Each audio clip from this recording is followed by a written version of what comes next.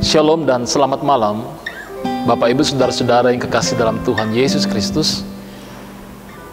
Puji syukur kepada Tuhan, malam ini kita boleh mengalami perjumpaan yang begitu indah oleh karena kasih setia Tuhan dalam kehidupan kita.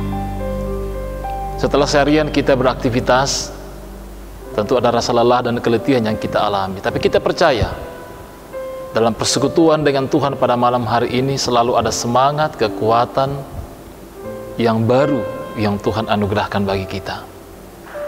Mari kita bersekutu di hadapan Tuhan malam ini bersama dengan keluarga, atau mungkin kita pribadi, untuk rindu mengalami perjumpaan dengan Tuhan.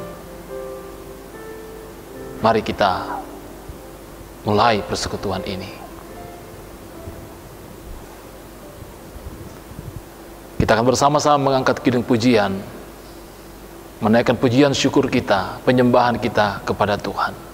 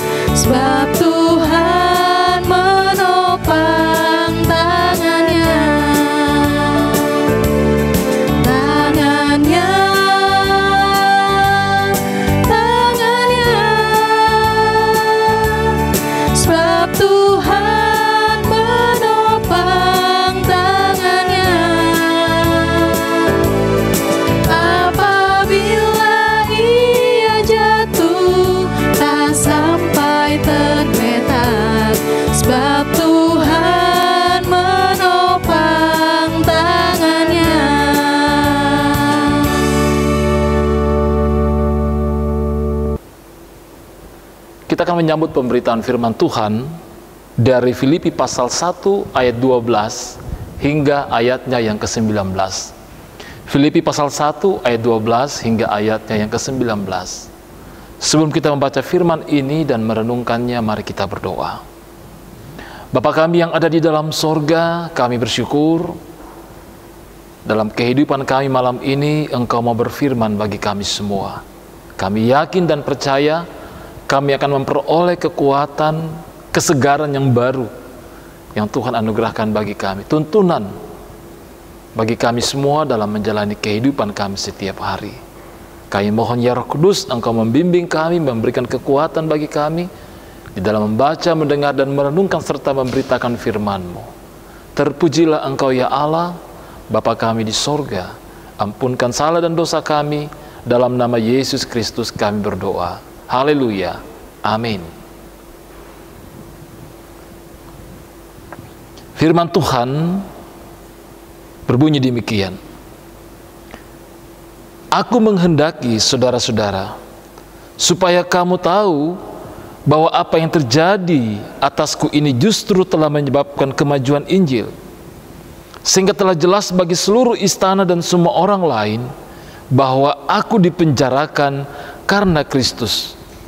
Dan kebanyakan saudara dalam Tuhan telah beroleh kepercayaan karena pemenjaraanku, untuk bertambah berani berkata-kata tentang firman Allah dengan tidak takut.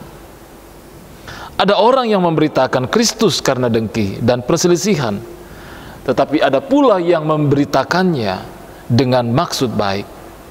Mereka ini memberitakan Kristus karena kasih, sebab mereka tahu bahwa aku ada di sini untuk membela Injil. Tetapi yang lain karena kepentingan sendiri dan dengan maksud yang tidak ikhlas. Sangkanya dengan demikian mereka memperberat bebanku dalam penjara. Tetapi tidak mengapa, sebab bagaimanapun juga Kristus diberitakan baik dengan maksud palsu maupun dengan jujur. Tentang hal itu aku bersukacita, dan aku tetap bersukacita. Karena aku tahu bahwa kesudahan semuanya ini ialah keselamatanku oleh doamu dan pertolongan Roh Yesus Kristus. Demikian jauh pembacaan firman Tuhan. Berbahagialah kita semua yang boleh mendengar, membaca dan merenungkan firman ini. Terpujilah Kristus. Amin. Firman Tuhan. Merenungkan perikop pembacaan Tuhan, firman Tuhan malam ini, satu pokok tema kita yaitu beban bisa menjadi berkat. Beban bisa menjadi berkat. Saudara-saudara yang kekasih dalam Tuhan, apa yang ada dalam pikiran kita ketika mendengar kata beban? Mungkin masalah, mungkin kelemahan kita, mungkin pergumulan kita. Yang jelas bahwa beban adalah sesuatu yang cenderung negatif yang ada dalam pikiran kita. Sehingga apakah beban itu bisa menjadi sebuah berkat bagi kita? Wah, ini sulit tentunya diterima. Bagaimana mungkin hal yang negatif dalam kehidupan kita, hal yang tidak baik itu justru menjadi berkat bagi kita? Nah, saudara-saudara yang kekasih dalam Tuhan Yesus Kristus, surat Filipi kita tahu ditulis oleh Paulus ketika ia berada di penjara di Roma. Oleh karena Injil Kristus. Tentu Paulus bergumul dengan kondisi yang ia alami pada saat itu. Namun apakah dalam keterpenjaraannya yang merupakan beban, yang merupakan masalah, yang mungkin bagi sebagian orang ketika kita di penjara itu melemahkan kita, ternyata bagi Paulus tidak. Mari kita perhatikan ayat 12 pembacaan kita malam ini. Aku menghendaki, saudara-saudara, supaya kamu tahu bahwa apa yang terjadi atasku ini justru telah menyebabkan kemajuan Injil. Oh, ini sesuatu yang betul-betul mencengangkan kita. Apa yang terjadi bagi Paulus, apa yang dialami oleh Paulus, justru memberikan kemajuan bagi pemberitaan Injil. Nah, saudara-saudara yang kekasih dalam Tuhan, saya yakin dari pernyataan ini kita bisa menarik bahwa bagi Paulus, dari sudut pandang Paulus, ia tidak melihat beban atau masalah yang ia hadapi saat itu mengungkung dia. Ia dipenjara, tapi Injil Kristus tidak dapat dipenjarakan dengan kuasa dan kekuatan apapun. Sehingga ini memberikan spirit dan semangat bagi Paulus dalam menghadapi beban ini, masalah ini. Ia tetap memberitakan Injil. Dan kita menjumpai dalam pembacaan kita tadi bahwa bagaimana orang-orang yang menyaksikan pengalaman Paulus yang sedemikian, yang dulunya takut untuk memberitakan Injil, dari pengalaman Paulus ini mereka memperoleh kekuatan, ada semangat bahwa kita tidak perlu takut untuk mempersaksikan tentang kasih Kristus ini dalam kehidupan kita. Apa yang membuat Paulus, ini mungkin salah satu poin penting yang patut kita renungkan, apa yang membuat Paulus bisa kuat dalam kondisi seperti ini?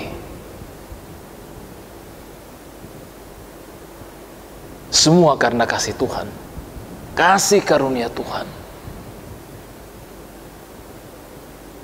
Dan inilah yang memberikan semangat bagi orang lain, orang percaya, untuk juga dapat dikuatkan untuk memberitakan Injil Kristus kepada semua orang. Nah, saudara-saudaraku yang kekasih dalam Tuhan Yesus Kristus, apapun krisis atau masalah yang kita alami, mari kita melihat itu bukan dari sudut pandang pikiran kita atau logika kita. Mari kita melihat itu dari sudut pandang Allah. Ada apa di balik peristiwa yang kita alami dalam kehidupan kita, yang kita pandang sebagai beban kehidupan, yang kita lihat sebagai masalah kehidupan kita. Dengan melihat dari sudut pandang Tuhan, maka tentunya kita dapat memahami bahwa dalam keadaan-keadaan seperti itu, dalam menghadapi beban dan mengalami beban itu, kita melihat rencana Tuhan dalam keadaan itu. Iya, rencana Tuhan bagi kehidupan kita pribadi, bagi keluarga kita. Melihat masalah dari sudut pandang Allah memampukan kita untuk melihat beban itu dapat dijadikan Tuhan untuk mendatangkan berkat bagi kita sebagai anak-anaknya, seperti yang dialami oleh Paulus. Banyak contoh-contoh dalam Alkitab yang bisa kita saksikan yang menjadi rekomendasi bagi kita. Apakah itu Yusuf yang kemarin kita baca pengalamannya, atau yang kita lebih kenal lagi yaitu tentang Ayub. Dalam kehidupan kita manusia pada masa kini, kita juga dapat melihat dalam sejarah manusia tentang bagaimana orang-orang yang mengalami beban dalam kehidupannya, tapi dia melihat dari sudut pandang Allah, sehingga membuat dia kuat dalam menghadapi beban itu. Dan di balik beban itu dapat menjadi berkat bagi orang lain. Kita mungkin kenal seorang pemusik terkenal yang namanya Beethoven. Kita mungkin kenal yang namanya Nick Vujicic. Dan mungkin masih banyak lain yang menjadi sebuah testimoni, kesaksian bagi kita. Bagaimana kita melihat beban dalam hidup ini bisa menjadi berkat tidak hanya bagi diri kita, bagi orang lain, dan juga demi kemuliaan Kristus. Mari kita semakin merenungkan penyertaan Tuhan yang luar biasa dalam kehidupan kita, dalam situasi apapun, termasuk di dalamnya ketika ada beban, ada masalah, ada pergumulan yang kita hadapi. Mari melihat dari sudut pandang Tuhan, sehingga beban itu bisa menjadi berkat. Tuhan memberkati kita bersama dengan keluarga. Terpujilah Kristus. Amin firman-Nya. Mengaminkan pemberitaan firman Tuhan, mari kita mengangkat pujian bersama-sama malam ini.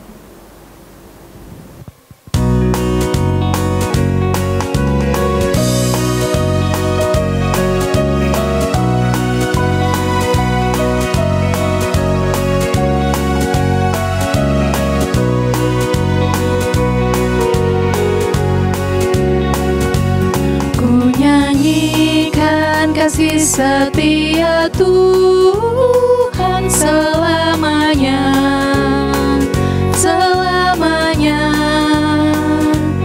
Ku nyanyikan kasih setia Tuhan selamanya, ku nyanyikan selamanya. Ku tuturkan tajammu, kasih setiamu Tuhan. Ku tuturkan tajammu, kasih setiamu turun-temurun. Ku nyanyikan kasih setia Tuhan selamanya, selamanya.